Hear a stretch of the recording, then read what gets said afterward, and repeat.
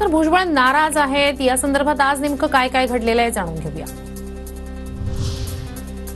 8 ते 10 दिवसात पुन्हा भेटून मार्ग काढू असं मुख्यमंत्री फडणवीसांनी सांगितलं। साधक बाधक चर्चा विचार सुरू असल्याचं ओबीसी नेत्यांना सांगा असं फडणवीस म्हणाले। भुजबळांची प्रतिक्रिया। 8-10 दिवसानंतर आपण पुन्हा भेटू आणि निश्चितपणे जे आहे काय ते एक चांगला मार्ग जे आहे याच्यातून निश्चितपणे आपण शोधून काढू। छगन भुजबळांनी नाराजी व्यक्त केल्यानंतर फडणवीस अजित पवारांना भेटणार। भुजबळांच्या नाराजीवर फडणवीस मध्यस्थी करणार असल्याची सूत्रांची माहिती।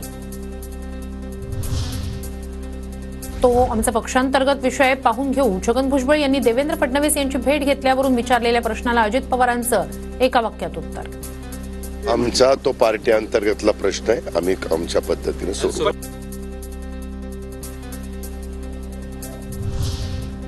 आता जास्त काही सांगू शकत नाही। भाजपमध्ये जाणार का या प्रश्नावर भुजबळांची प्रतिक्रिया।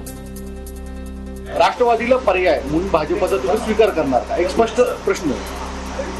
हे बघा, त्यापेक्षा मी आता जास्त काही सांगू शकत नाही। मला जे काय बोलायचं आहे मी यापूर्वी सगळं बोललेलो आहे तुमच्यावर। धन्यवाद। ओबीसी म्हणून भुजबळांवर अन्याय झाला हे खरं। महायुतीनं मतं घेतली, तिघांनी वापरलं आणि सत्ता आली की बाजूला केलं। भुजबळांनी आता पद आणि सत्तेसाठी भूमिका घेऊ नये। ओबीसी चळवळीसाठी त्यांना साथ देऊ। विजय वडेट्टीवार यांची प्रतिक्रिया। ओबीसी म्हणून त्यांच्यावर अन्याय झाला, तिघांनी त्यांना वापरलं आणि सत्ता आली की बाजूला केलं। जी भूमिका घ्यायची ती भूमिका पद आणि सत्तेसाठी न घेता आता ओबीसी चळवळीसाठी घ्यावी। त्यांच्यासोबत आम्ही राहू।